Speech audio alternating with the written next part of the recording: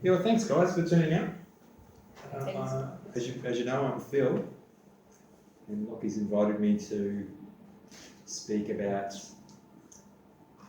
I suppose, how to hold what's really the tragedy of the modern world in one hand and an inspiring vision for the future in the other, and to look at what's between those two things, that there's something in the space in between the reality of the world that's unfolding and our vision for the future. How do we make the vision real?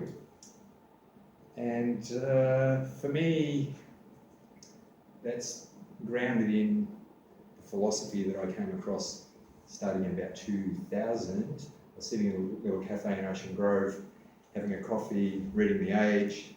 And I always read the little letters section in The Age. Actually, I beg your pardon, it was 2001, it was just after September 11 happened. So I was reading all the letters in the Age letters to the editor. And just by chance, I flicked over to the next page and there was a little ad saying a 12-week course on practical philosophy available for curious men and women with a sense of wonder about what it means to be a human. And I thought, that's just for me right now. I was just in this really difficult space about where I am in what's my role in the world, and given all these crazy events that happened in September 11, war in Afghanistan, all this stuff unfolding, what's my place? So I turned up at this for a 12-week course, and after the first night, I nearly walked away. I decided, no, I really don't know if this is for me. I don't think I'll come back. And they said, oh, if you're not happy, you can get your money back. And I thought, I'll come back next week. I'll come back next week to get my money back. And I turned up the following week and I thought, no, I'll just go and sit in one more class. And that was the beginning of 12 years worth of inquiry into the nature of what it is to be human, really. And the school of philosophy that I was involved with it's based in London, and in London it's called the School of Economic Science, which was, I didn't know when I first started, when I heard that, economic science, how does that relate to philosophy?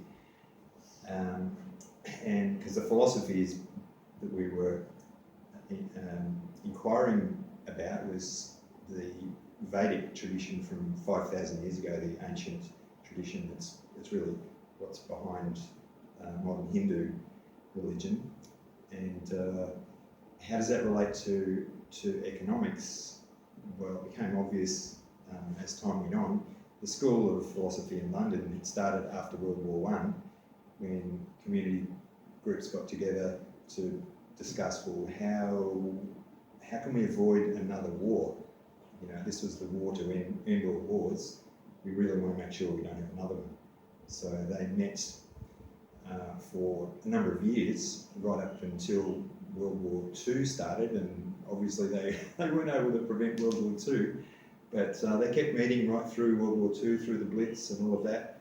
And after World War II, one of the things they came to realise was that World War I and World War II were really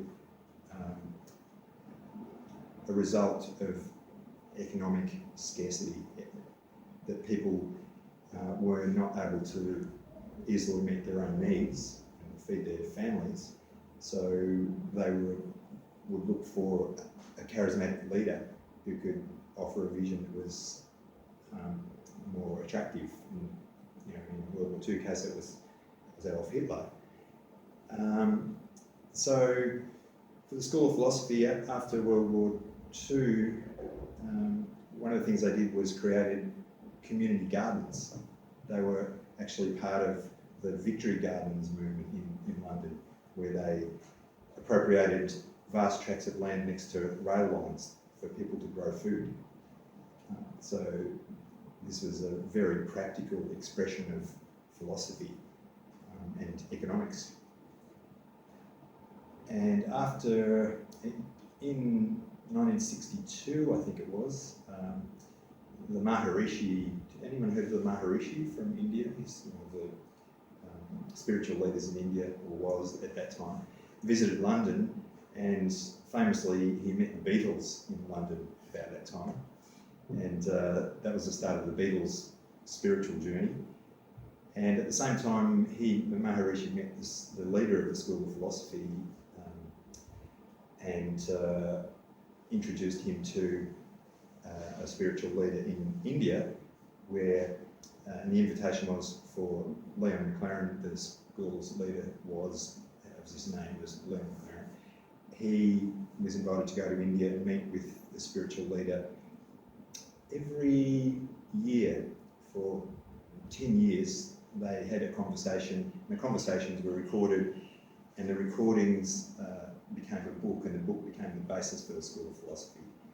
And it's really was life-changing for me. It was the first time I came to realise that I could witness my own experience, I could witness my own body, I could witness my own emotions and my own thoughts, and that ultimately what's behind all activity in the world is stillness, and that with the practices that we were given at School of Philosophy, we could connect with that underlying stillness, and that's a beautiful way to be grounded in the world, and that when we act, when we think, speak and act from that stillness, then the good to bring about, the will to bring about the betterment of other people flows unimpeded. You know, we're able to be of service and make wise choices for ourselves, for our own lives, and for our work in the community. So that was my sense of wonder given the expression. You know, when I was a kid, I was just absolutely questioning about everything that must have driven my parents quite mad. And it's that sense of wonder that brings me right here, and I'm guessing it's that sense of wonder that you folk have as well, to turn up here and be involved in this kind of discussion. I've got a little device here somewhere. Here it is. Before we start, this is Wadawurrung country, so we'll just pay our respects to the elders of Wadawurrung community, past, present, and those yet to come. So what I intend to do, so we've got 4 weeks to get through this material. So we'll just do, a bit of an intro like I've just done, a presentation, a sharing of our feelings about what was in the presentation, and a way of a practice of seeing with new eyes from that new perspective, and then to live into possibility from that new vision. So week 1 we'll do is kind of big picture and entropy. Has anyone heard of entropy? Yeah. Well, we'll learn about entropy. Week 2 we'll cover living with uncertainty. These are very uncertain times, and how do we deal with that uncertainty, especially given the material that we probably see some of tonight. And week 3, how can we be at peace with the world that we have, that really probably for most of us isn't emerging the way we thought it would, and is probably quite challenging. And week 4, going forth and knowing how to be in the world and what to do, and to create a way of doing from being, which we'll learn about as well.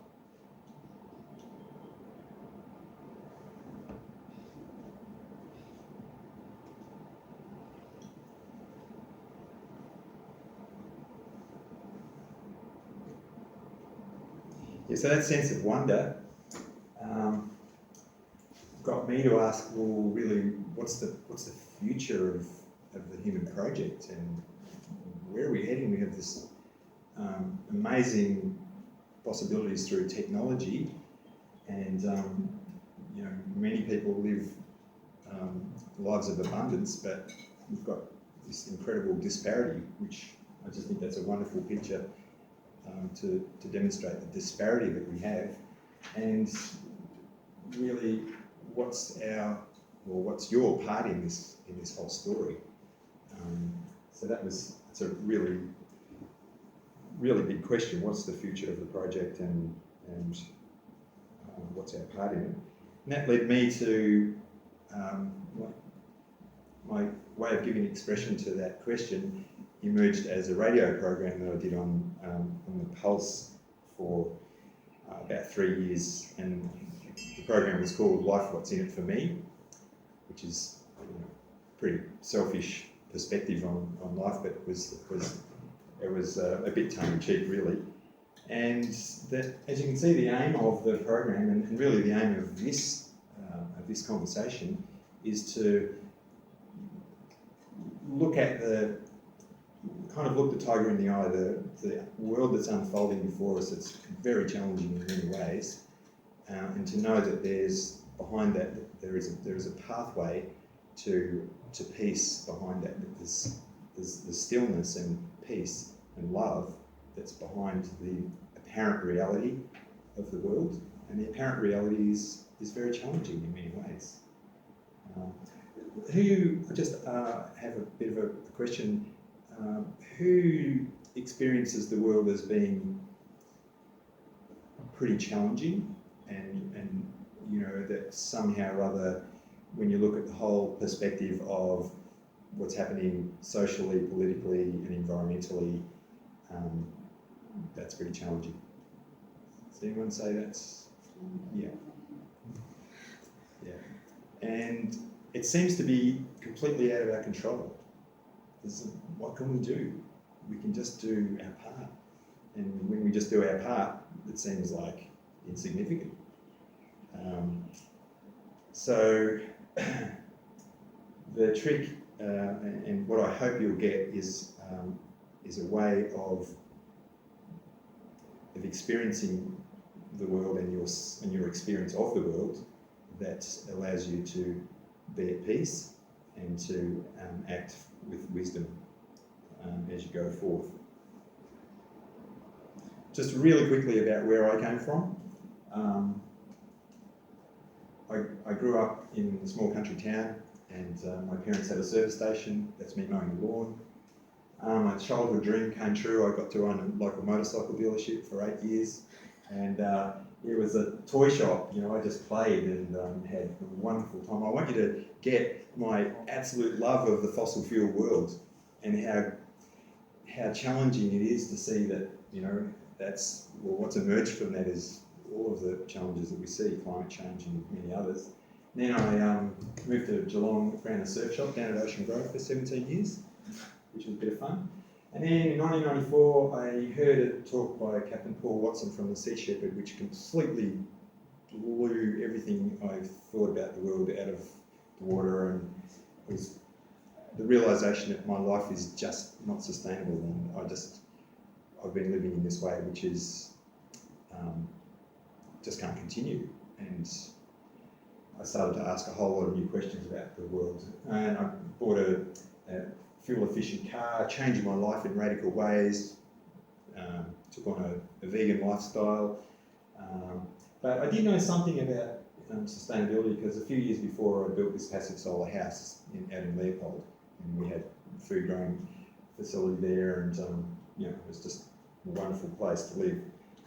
And then I met, this was my second epiphany, was that there are other people who care deeply about sustainability. But one of the things, and I feel so grateful to have met those people. I thought I was reasonably tall, and still I stood next to Peter Garrett. That was at a community cabinet over here on the other side of the highway, one of the schools there. I forgot which school it was. But he came to this community cabinet, and we got to meet with him, which was great. The realisation, though, being with the sustainability group and the great things they were doing, was really a deeper realisation that ultimately nothing is sustainable. Everything is transient, and this probably came more to me through I was exposed to a lot of Buddhist teachings, and also doing a permaculture design certificate, where the subject of entropy is covered in that. How many people have been exposed to permaculture thinking, or so it's,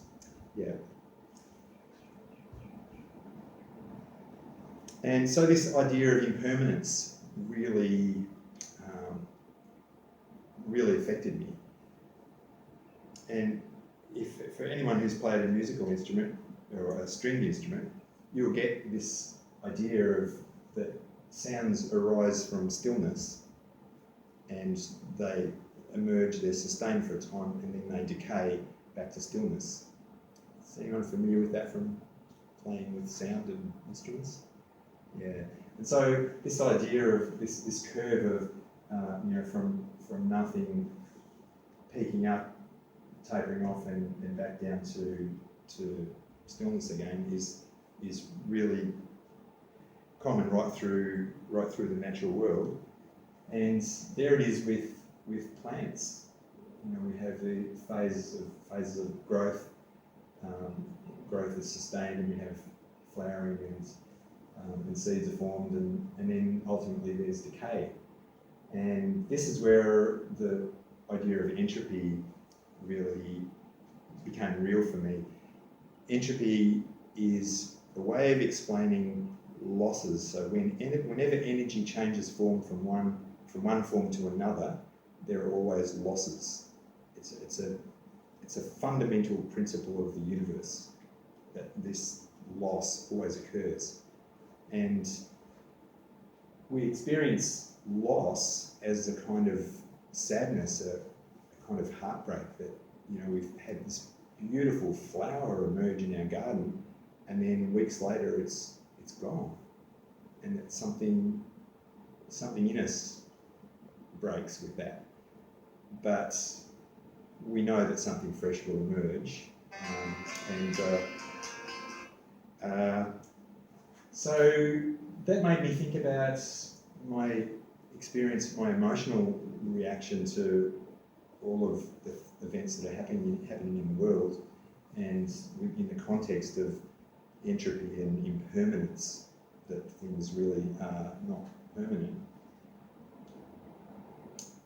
But the realisation that there ultimately is peace behind everything is really our liberation, and I feel very grateful that I came to realise that there is peace. I've lived my whole life, 50 years without ever stopping for a moment to be still. Up in the morning, I'm off to work, at work, come home, dinner, television, whatever it is, back to sleep. Same, rinse and repeat for 50 years without ever stopping to realise that if I could stop and be present in my mind, be present in my body, and witness my own mind, and witness all the sounds, and just be present. Never done it. It was completely new. So I invite you just now, let's just practice this, because this practice is fundamental to meeting the challenges that I'm about to outline here tonight. If we have a recourse to some way of being still and at peace, even if it's only for a short time, and if we just do it a few times a day, that makes such a huge difference to our experience of life. So I invite you now you don't have to close your eyes, but if you want to, it's nice. So just be aware of the weight of your body on your chair.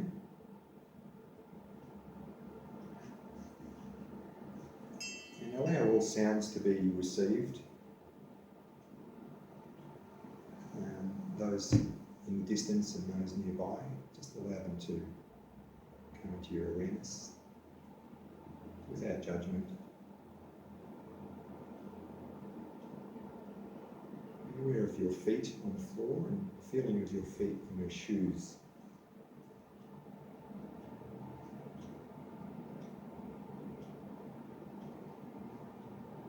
you notice that mind creates thoughts like, why am I doing this? When are we going to finish? Just let those thoughts be there and just look at them and have a look to see if there's another thought. Just keep watching and being aware of your body, your feet, your breath.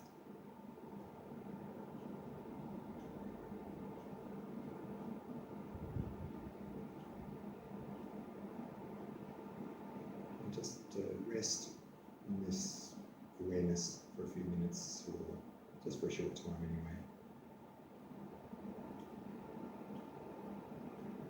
And if thoughts come, just notice the thoughts. It's just what mind does.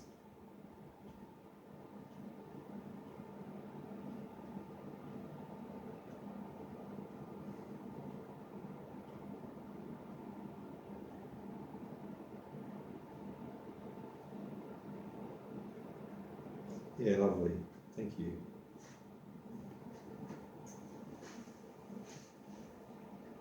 Was there an experience of stillness for people there? Were there, anyone notice thoughts happening? It's completely natural. So this idea of impermanence, I was struck a few years ago reading a paper by a man called John Shramsky, who posted his paper in the Proceedings of the National Academy of Science in the US. And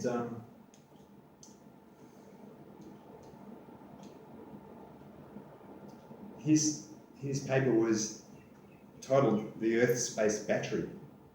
What the hell? That's a crazy idea. What's going on? So what he's saying is profound, I think.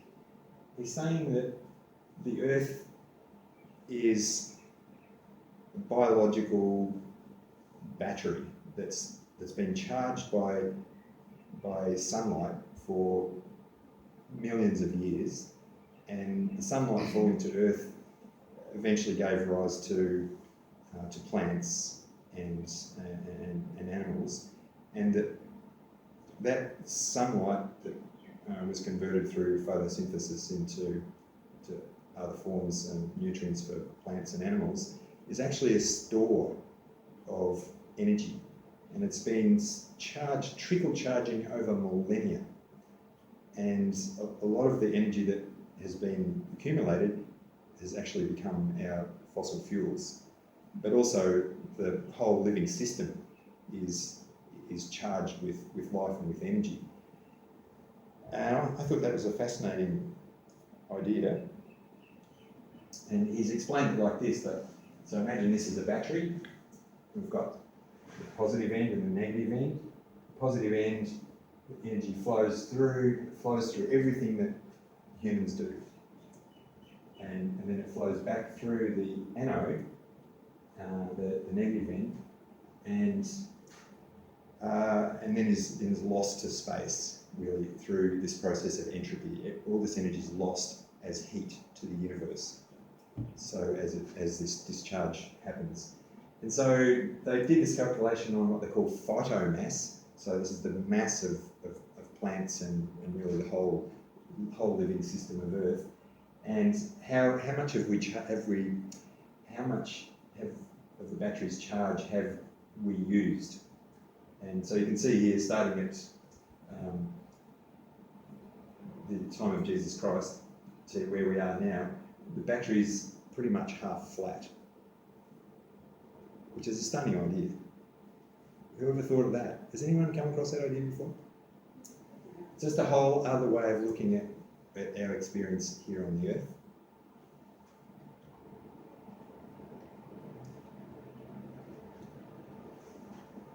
Professor James Lovelock was the person who came up with the Gaia theory. Has anyone heard the word Gaia?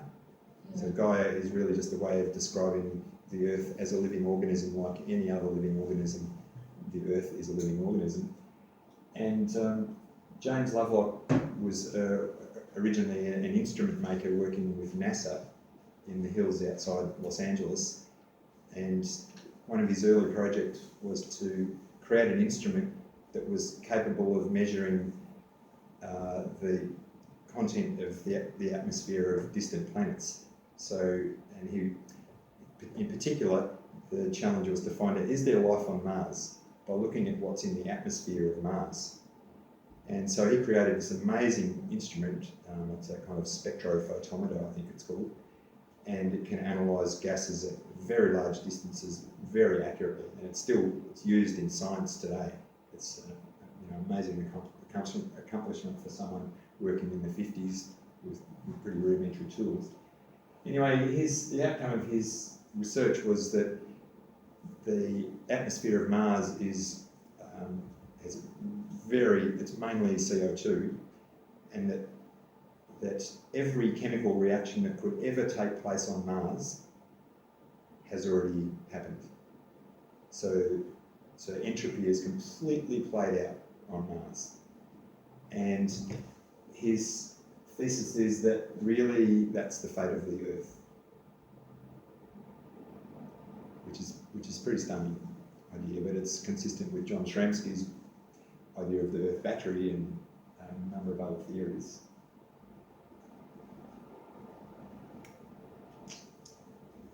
So I just want to check in, what's the feeling around this idea that the Earth is only here for a limited time, and that everything's impermanent, and that somehow or other humans are accelerating the process of entropy? Not surprised, still very disappointed. Yeah, that's right, me too. I mean, that's the heartbreak right there. That we thought human life would go on forever, and actually these images came from a project. I've forgotten the name of it now, but these guys have invented the possibility of not just getting humans to Mars, but terraforming Mars. It's called terraforming. So this is the idea that somehow or other they're going to go there, set up some kind of way of living there, despite the horrendous conditions, and make Mars into Earth. So this is their process. It's a Elon Musk kind of project. What's that? I was just saying, instead of just fixing what we have, Yeah, that's it's right. like, let's just colonize another place. Yeah, let's go somewhere else and see what we can do there. Yeah. So this idea that we're discharging the battery, and that discharge represents entropy. In a biodiverse rainforest, there's almost no entropy. It's a complete system. The sunlight that comes in, as photosynthesis is converted to sugars and food for plants, and the whole process of life and decay happens in a rainforest in a way that's very sustainable. If the whole Earth was a rainforest, or the terrestrial part of the Earth, which most of the Earth was a living system of the terrestrial part of Earth, then this discharge would be very, very slow. But what we've done as humans is destroyed that forest and created grazing lands and croplands, and in that case we've accelerated the discharge. We're now in a state of rapid discharge. So the sunlight that falls on this land is mainly given off as heat. It's not used by the system because there's just not the biological diversity there to use the energy. So this is accelerating entropy. And we have other ways of rapidly discharging the battery as well. Air travel is a classic one. You can see the heat coming out of those engines there, and we all know that. Driving our cars, everything we do, crazy things like drag racing, motorsport. Great fun, but huge discharge of energy happening. And of course, the biggest, most rapid discharge we have is a nuclear weapon. The vast amounts of energy discharged in an instant. So thankfully we don't have those. Well, so we don't have those to worry about. I'm not sure that that's true, but it's not part of this discussion, fortunately. So, and then we have ways of discharging the Earth's battery that are very, very minute, tiny. You plug in your phone and charge it. It's very, very small. But you turn on your heating at home, it's starting to get to be quite a big flow of energy that is contributing to this entropy process. And so it was a really interesting question for me. It's partly why I work in this field. Was what happens to that heat? You turn on your heater, it's a cold night, you turn on your heater, the room's warm, and you turn it off before you go to bed. Next morning, you come back and the room's cold. Where did the heat go? It sounds like a really childish question, but I was fascinated by what happens to that heat. Where does it go? Well, it goes through our insulation and through our roofs and through our building envelope into the air and ultimately into the atmosphere. Penultimately into the atmosphere, but ultimately into the ultimate heat sink, which is deep space. So this process of entropy, energy lost as heat, it's a cosmological phenomenon. It's happening at the level of the universe.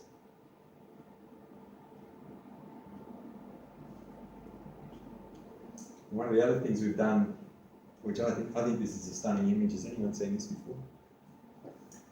What it is in the middle here is the biomass of humans on the planet at the moment. The green bits are all the wild animals, and everything else are animals for the benefit of humans. Cattle, sheep, pigs, there's elephants down here. And so what we've done in the last 400 or 500 years is totally reversed the natural order of things. Before humans started to use animals for their own purposes, these animals were wild animals. All of this biomass was wild animals. So we've appropriated the land and those animals for our own purposes and completely reversed that the situation. Of course, there's many more humans than there was. There are double the number of humans on the earth now than when I was born. I just find that stunning. So for you, Annie.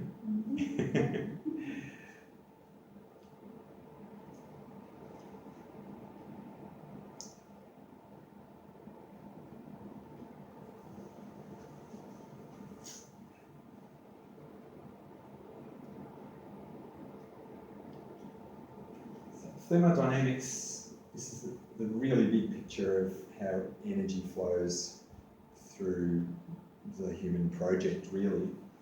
And this slide just shows what a privilege it is for us to be here at this time in the universe, on this planet, with this Goldilocks set of conditions and this vast reservoir of stored sunlight, which is our fossil fuels.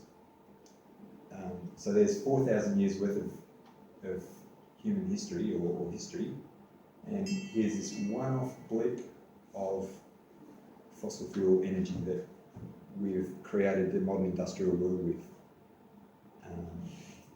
So clearly, there's this concept called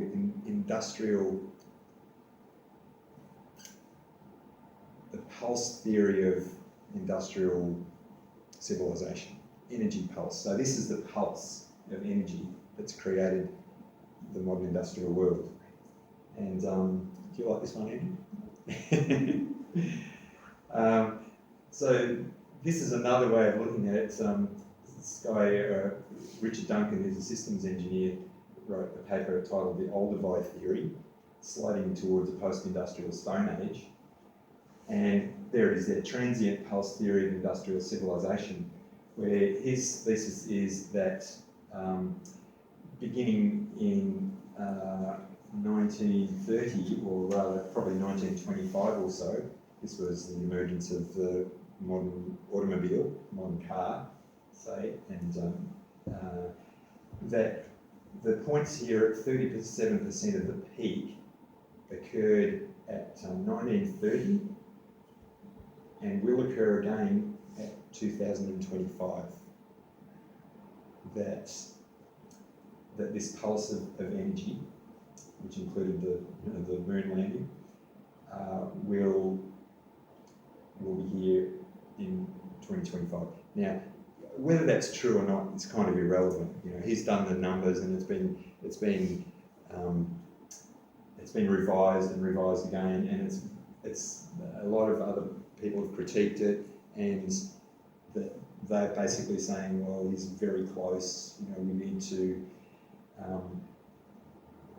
imagine that might be true. It's a very challenging idea, isn't it? That somehow or other, everything that we value that requires energy is somehow at risk. But in another way, it's very good news, because most of the things that we have that use energy create carbon emissions. So it's a really good thing, you know, at that from that perspective. And how we've used the energy, well, you can see this is the beginning of that same shape of starting from zero, ascending to a peak, then sustained and then falling off. So this is total world energy consumption. This comes from the BP Statistical Review of Energy. By the way, all of the data that I show in the presentation is on the public record, and the presentation is available on Google Docs if you want to get a copy of it, review it for yourself, so on, show it to other people. So this is where we are, and on here, renewable energy as a proportion of total energy produced in the world today is about 1.5% of total energy. It's a much larger proportion of electrical energy, maybe 3 or 4%, but of total energy, it doesn't even figure on this. It's not even shown here because it's so small. It doesn't mean it's not a good thing, but it's still very small. David Holmgren, the founder of permaculture, came up with this idea of the four energy futures, he calls it. And so he's, created something very much like Richard Duncan. So this is the pre-industrial sustainable culture, 10,000 years, 12,000 years ago. And this is the ascent of the modern industrial world to a climax here somewhere, which includes the Industrial Revolution here, which created this big uptick in energy, the baby boom in here somewhere. And so he's saying that the future, we get to choose which future we're going to have. And so the future here is the Elon Musk techno explosion, free energy, we can do whatever we want. Everyone gets to live in a state of perpetual holiday because machines do everything, and so on. This green one here is what he calls techno-stability, which is kind of the renewables-powered, solar-powered wind turbines create all of the energy, and that somehow that's a stable state. This one here is a collapse where systems run out of control. We've lost the financial system that allows everything to operate in the world, has a big correction, faith is lost, and we have a collapse. So we want to avoid that at all costs. But the fourth scenario is what he calls the creative response of permaculture, which is a designed energy descent where we volunteer to live with less energy, we design systems that require less energy, we stop doing crazy things like shipping apples from the UK to Ghana to have them polished and then sent back to the UK to be sold, things like that. I mean, I really have,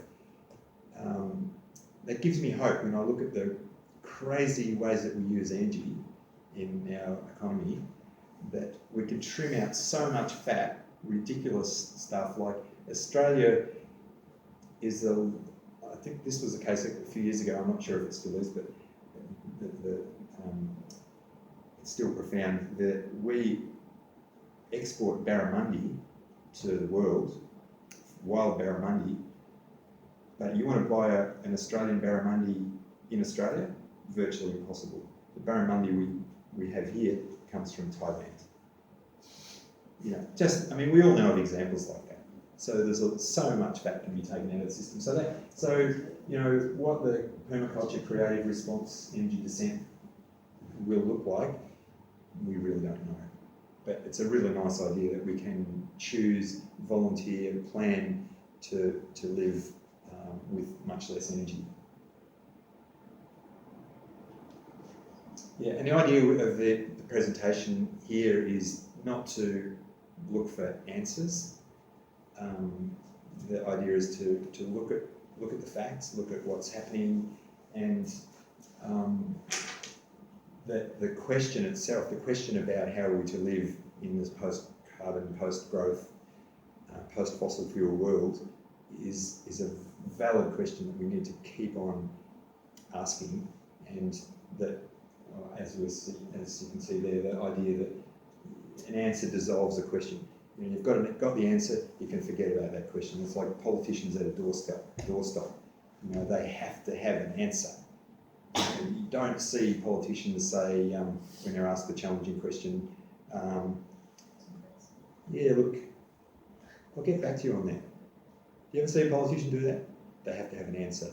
They dissolve the question with an answer. So we have to be it's really good to be aware of that. A little bit about what I'm doing. I'm involved with Transition South Barwon, a transition town group, and these are the areas that we're broadly considering and involved with. We need to be, we've invented the possibility of growing the movement, and it's partly why I've come to talk to you folk. And part of what we're doing there that I really think has been ignored is this part. So there's a lot about what to do in response to all these things. There's a lot about how to do all these things, but not much conversation about why to do these things. Like, why would we make these changes? They're really not that easy to do. Why do we need to make the changes? So that's the kind of heart and soul, the kind of the spiritual dimension, I suppose, really. So our culture is really around research. We mainly do research at this stage, raise awareness, and the awareness raising is really in the form of sowing the seed of doubt in the public mind that the current industrial growth model can be sustained. And that's like the big advertising company that worked for the tobacco companies in the 60s to defend tobacco against claims about a relationship between smoking and lung cancer. That was their slogan was, doubt is our product. If we can create enough doubt in the public mind that that there's some link between smoking and cancer, that'll be great. And they did things like they enrolled the AMA and the Medical Association and doctors, and they got doctors to take up smoking. So when you went to see a doctor, he was smoking, and people would say, well, isn't that bad for you? No, there's nothing wrong with smoking. Doubt is our product. So, and then to create working models of local economies, well, that's what you guys are doing here. A working model of a local economy. there aren't many examples of that. You know, I mean, Farm Next Door, you know, wow, it's when I first heard what you were doing there, Lockie, and or everyone who's involved, I was just, that's brilliant. This is what we need. This is one of the things that we need as a model for a creative response to the peaking of economic growth. And to educate the public, which is partly what I'm doing here, and to bring neighbours together, which is really the Transition Streets project that came out from our group, to get neighbours to know each other is a real victory. That's, you know, if we don't know our neighbours, it's unlikely we can trust them when we really need them. That trust is not, we haven't built the trust. So building trust amongst neighbours is a key thing. Yeah, so we're real. So is there an air conditioner remote? Oh yeah, just up there, Lockie. Yeah, good killer. Quite cool. Killer. Burn enough fossil fuels. Yeah, it's pretty comfortable. Yeah, and how all of these, if we're aware that the Human Project is now pressing hard against energy limits and ecological limits, how will that manifest in our lives? Most likely it will manifest through the economy and changes to the way we experience